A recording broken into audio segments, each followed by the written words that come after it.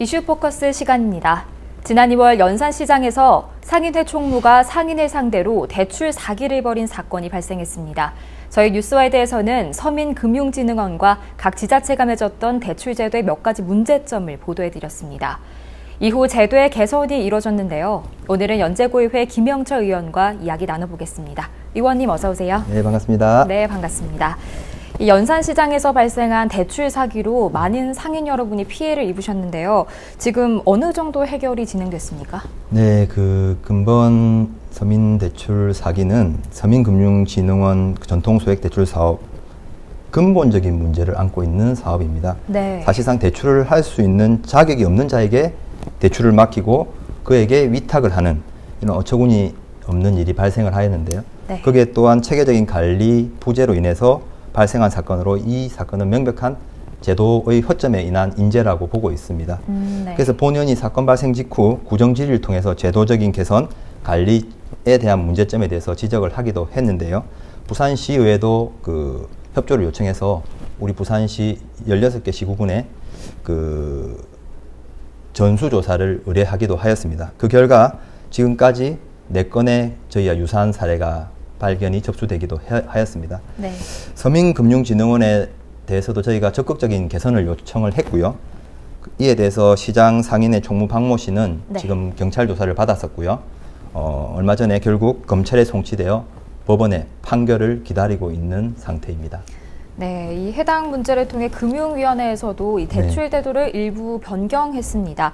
이 어떻게 변경됐는지 주요 내용을 좀 짚어주시죠. 네, 일단 이 서민 전통시장 소액대출 사업 관련해서는 유관기관의 관계자가 너무 복잡하게 얽혀 있습니다. 첫 번째 서민금융진흥원이 있고요. 네. 그다음에 부산시, 각 지자체, 그다음에 각 상인회 이렇게 다자간에 구성이 되어 있다 보니까 연결고리가 약하고 그다음에 제도적으로 이런 관리 감독이 정상적으로 작동을 하지 않는 것이 문제였습니다. 그리고 서로 책임에 대한 전가 부분이 이번 사건을 발생한 가장 큰 케이스인데요. 그래서 이번 서민금융진흥원에서는 6월 8일 서민의 생활금융 지원에 관한 법률 일부 개정안을 통해서 전통시장 및 상정과 육성을 위한 특별법 제65조에 따라서 전통시장 상인회를 정식 사업 수행 기관으로 포함하도록 하는 그 조항이 신설되었습니다. 이렇게 되면은 법적 책임과 의무가 함께 상인회에 주어지고요. 그 다음에 또 권한 또한 강화되는 효과를 거둘 수 있습니다. 네. 그래서 전통시장 상인회가 사업 수행 기관으로 추가가 되었으니까 서민의 금융생활 지원에 관한 법률 제27조 사업 수행 기관의 의무라는 게 있습니다. 즉 상인회가 이제 자주적으로 책임과 의무를 다할 수 있는 그런 구조로 되어 있어서 앞으로 서민생활금융 지원 사업을 수행하는 용도에 맞게끔 사용하거나 지금 요번같이 거짓 신청을 해서 문제가 되는 그런 사항은 사전에 방지될 수 있다고 볼 수 있겠습니다. 네. 이 앞으로 영세 상인이 보호받을 수 있는 장치가 마련됐다고도 볼 수 있겠는데요. 네네.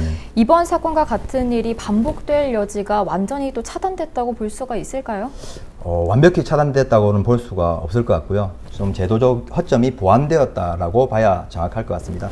실제로 서민금융진흥원에서도 이번 입법 효과를 서민금융 사업을 수행함으로써 전통시장 상인에 대한 맞춤형 금융 지원을 강화하겠다라는 취지로 입법 효과를 한 겁니다. 네. 사실상 이번 입법 조치로 인해서 영세 상인들께서는 자신들의 그 대출 권리를 보호받을 수 있고요. 체계적인 금융 지원을 받을 수 있는 길이 열리게 되었습니다. 또한 우리 상인에 대해서는 책임과 권한이 모두 주어졌기 때문에 앞으로 상인들이 어떤 일을 결정하는 주체의식도 되었고요. 그 다음에 또 대출 상품을 할 수 있는 법적인 절차에 맞게끔 포함이 되어 있는 그런 효과도 거둘 수 있습니다. 이렇게 해서 우리 상인들이 주도적으로 제도적인 사항을 스스로 결정하는 그런 긍정적인 효과가 있을 수 있고요. 네. 또한 사업 통장을 상인회, 구청, 서금원 3자가 관리함으로써 재무 현황을 신속하게 파악할 수 있는 장점이 있습니다. 이를 통해서 현장 확인 속도도 지자체와 서금원이 함께 합동으로 하게 되니 지금 이번 연산시장 대출과 같은 사건이 미연에 우리가 확인이 되고 적발하여 개선 보완이 될 수 있는 하나의 길이 열렸다고 볼 수 있습니다.